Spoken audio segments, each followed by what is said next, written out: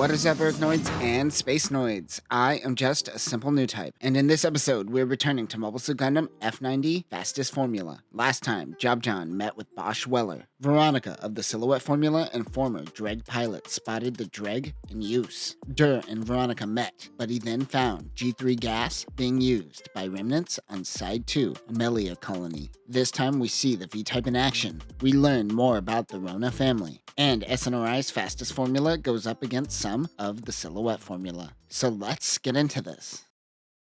Berg is drinking with some of the mechanics. One shows him a spoon, then tells him about an Ella car he just bought for his wife, both made by Anaheim Electronics. Their name still holds weight in this world, but Berg is currently working for their competitor, SNRI. They squabble about which corporation is better. They then talk about rumors of the Gundam development project and a Gundam that could carry a nuke.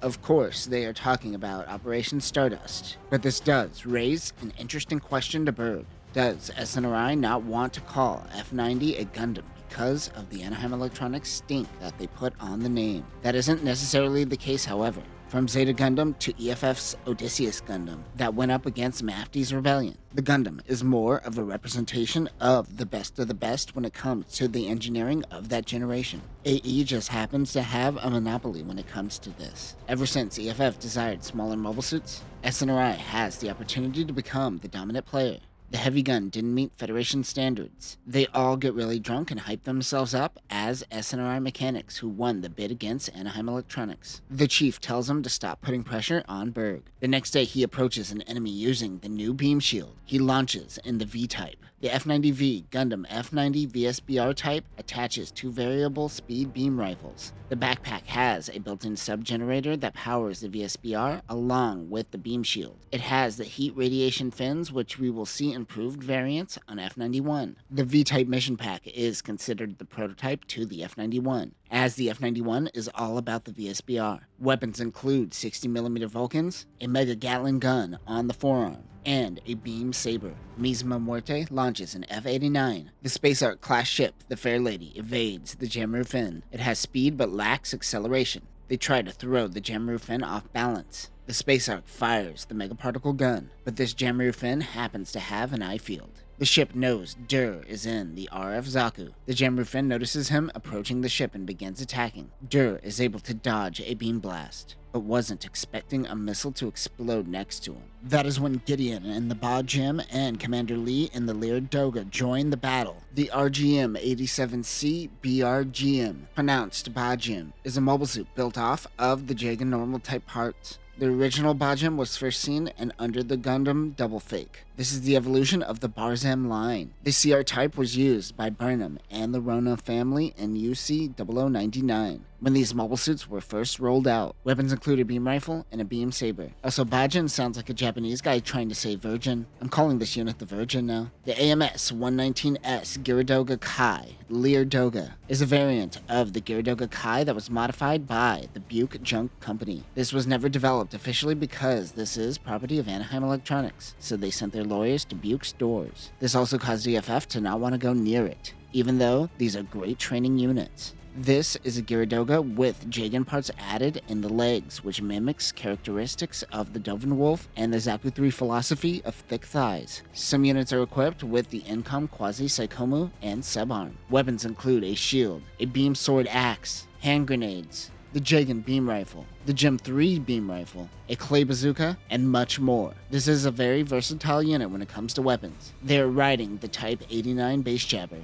Gideon tells Dur that they have something waiting for him on the mobile suit deck of the Fair Lady. They will handle this situation. They release a dispersal screen, but the Jamru fin uses a mega particle cannon, so you know he is serious. Kitchener fires, but a beam blast with a stronger output disperses his beam blast. It is Dur and the V-type. With the VSBR rifle, he's even got that slider interface. When I slide this to the right, people melt faster. He is able to penetrate the Jamru fin's eye field. An unknown beam comes from the distance. It happens to be Cypher in the Dreg. Kitchener doesn't want help from an Egum member. Egum is an AUG splinter group that chose not to integrate back into the Federation after many fled to Londo Bell. They eventually integrate into Char's Neo Zeon. This all comes from High Streamer, one of the many variants that becomes Char's counterattack. I believe this is the first mention of Egum outside of the light novel, which is interesting. We've only made reference to it once, I think. He says that he and his men need to stop fighting for nothing and join Shar. He convinces him to retreat, but Dur fires the VSBR at the Drake. It only takes out one of the mobile suit's arms. He decides to put his faith in Egum for now. We learn that Cypher's real name is Yuri.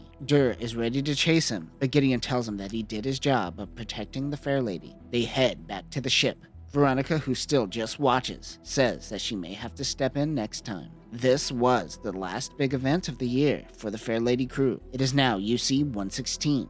Butte, concerned, gained notoriety by starting as a debris retrieval service and slowly expanded in the military and civilian sectors. Scharnhorst amassed so much wealth that by UC-0068, he was able to purchase the European royal name Rona. His son, Angeist Rona, was a part of the Federation Central Assembly and eventually became a cabinet member. In UC-0096, Meitzer Rona became head of the family after their father passed. Hautity is slowly gaining prominence as a member of the Federation Security Council. Angeist also became vice president of the Colony Public Corporation. Remember, Mafty was fighting to prevent the Federation from opening the floodgates for immigration back to Earth. That failed and immigration began, but it were the elite like Hautity Rona who pushed for forced migration to the colonies, the opposite of the Federation. This led them to getting the appeal of the people. Meitzer would soon form his own army, known as Crossbone Vanguard.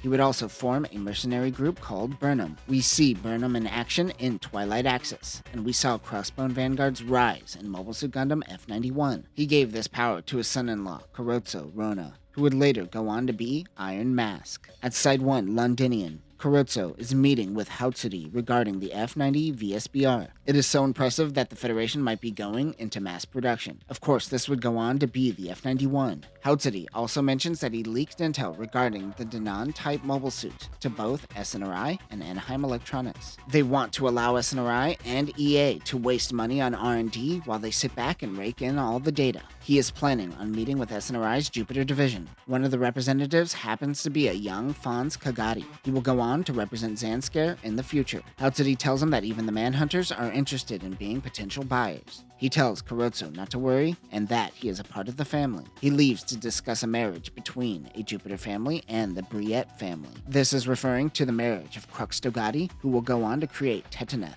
aka Bernadette. Meanwhile, an Anaheim representative has declined a meeting with Jupiter or the Rona family. As he looks up, a television is showing a woman preaching the gospel of new types and how they are vessels to help humanity accept the afterlife. It was only a matter of time till we see a religion around new types pop up. It's a nice little touch, and sad. This guy doesn't buy new types. The captain of the Fairchild is introduced to Baz Gellemson. He has been assigned for a cleanup mission on Luna 2 on their new Rock-Hyloon class ship, the Ajax. Gideon is introducing new members of the fastest formula, Ensign Kanata Sawame, Lieutenant Junior Grade Fauna Brigand, who will act as the leader of the Rizal team, and finally Baz Gellemson, formerly of the 106th Guardian Squad. Mizma seems to fear his name. These three are new type qualifiers. They are doing training exercises with the 4th Aggressor Unit. Lieutenant Junior Grade Lydia Dorfman has been assigned to the team on a special mission from the General Staff Headquarters. The captain has been informed that the Aggressor Unit has been substituted for an Instructor Corps. Baz complains about which mobile suit he should use. He wants to use the new F80, but it has been delayed. For the first time, Durham meets Jobjon. He says that this team has been chosen specifically by SNRI and Hautsuti Rona. He has high hopes for them. They head out. Dur is in a normal F90 with no mission pack. Baz is piloting the F-71. Mizma is using a heavy gun full equipment type. Kanata is in an F-71 with the machine cannon loadout. And finally, Gideon is in the F-89 commander spec. They launch riding the Rizal team. Remember, the Rizals can be used as subflight systems. Jobjon tells Bosch Weller that the AI of the F-90 units are hard to replicate. As they talk, the test begins. The team thinks they're going up against a heavy gun too. However, they are met with a new model. This is the Proto Hardygun. The RGM-111Y Proto Hardygun is made by Anaheim Electronics' Granada branch and a part of the Silhouette project. It continues the Heavy Gun 2 line with improved battle data from spying on F90. The operating system seems to be lacking, however. This contributes to the development of the Hardygun. Weapons include head Vulcans, a mega machine cannon on the chest, a quadruple grenade rack, a beam saber, and a double beam gun. It also could use the heavy gun beam rifle and a beam lance. Jabjan talks of Carl Spitz, who was a Jagan pilot during Char's Rebellion. They protected the Luna 2 fleet. They then talk about the former Drag pilot, Veronica Vermillion. She is a part of this test. Commander Wable is the observing officer of the test. They begin. One Hardygun jumps towards Gideon and goes into action. The Rozelle squad pulls back. This new unit is on a different level compared to the heavy gun. Jabjan believes that Anaheim Electronics changed the mock battle so they could get more battle data, which is also why the F90 is being delayed. They most likely bribed the commander. Jabjan knows of this unit and they are planning on releasing a Hardygun soon. He reminds Bosch that the Granada branch of AE is the living embodiment of the former Zionic. Veronica and Dur begin fighting when Boz comes in like a maniac. He works together with Dur and they fight back to back. Veronica wonders what the Federation is gearing up to fight. The mock battle goes to the fastest formula. Looking out at the battle is Charles Rochester. If this guy looks familiar, he is one of the Marzion commanders that Berg and his team in the future are dealing with. He is also a character in the game Mobile Suit Gundam F91 Formula Report 122. And that will do it for this episode. The Rona family has been spreading their influence since before the 1-year war. It took one generation for the Rona family to eventually fulfill their dream of having their own army. Next time, Dur will use the prototype Minowski drive test equipment for the F90. We will see a younger Otis Arkin, the old man that helps the League in Victory Gundam. Liv has a flashback. And we will see the return of a Randiger Heavy Industries design used by Xeon Remnants. But that will do it for now, new types. Remember, why work hard when you could just steal someone else's work? Peace.